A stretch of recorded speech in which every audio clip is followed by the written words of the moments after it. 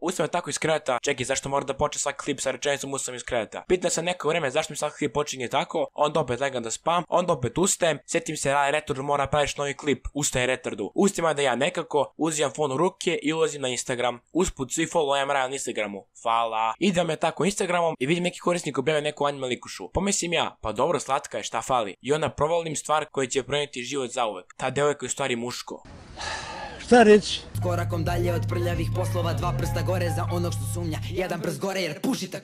Ja sam ovdje rap game Naruto, planeta vi ste mi Pluto, magla pada pa vidiš mutno, Naruto. Ja sam ovdje rap game Naruto, planeta vi ste mi Pluto. I pozdrav ljudi, sa vama je Rajo, dobrodošli u novi klip. Prije što pređemo na klip, želim sam da pozdravim ovo ljudi ovdje koji smo sabrati na Instagramu, kao i ovo ljudi ovdje koji su napisali neki komentar sa hashtagom Team Rale. Ako vi želite pozdrav, samo trebate me followati na Instagramu I'mRale i vi da napišete neki komentar sa hashtagom Team Rale. I da ljudi, kao što sam vam pričao na početku klipa, to su jebeni anime trapovi. Za sve vas koji ne kontate šta su anime trapovi, nije da ste glupi nego ono čisto ne želite to da skapirate, to je jednostavno anime muški lik koji liči na žensko, ali je naravno muško. Ajde bre, beži u kurac.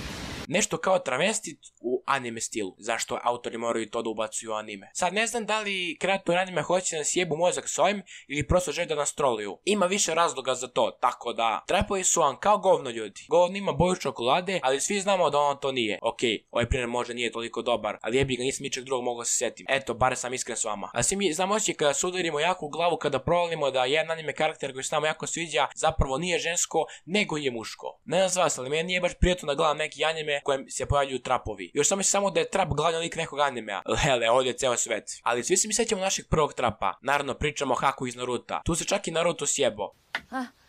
それと僕は男ですよ。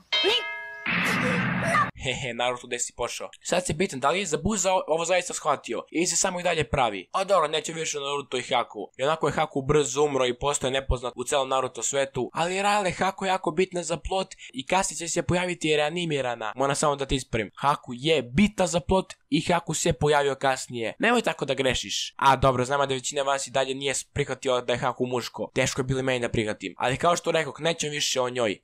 Mislim njemu. Šta ima ljudi inače kod vas? Ili sunčano? Rale, skrećeš sa teme klipa. A da jebi ga. Pa nema puno što još da pričamo u vezi ovih trapova. Tako ću samo reći da se pazite ljudi. Svet anime je jako okrutno mesto i može jako da mu uništi Eto vidite, ja sam pametan čovjek. Kad govorim neki trap, samo dropam anime. Pratite moj savjet. Ali Rale, pogledao si ceo DXD, a tamo je jedan veliki trap.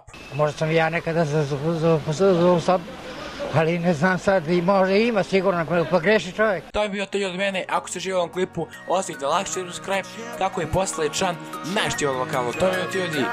Peace.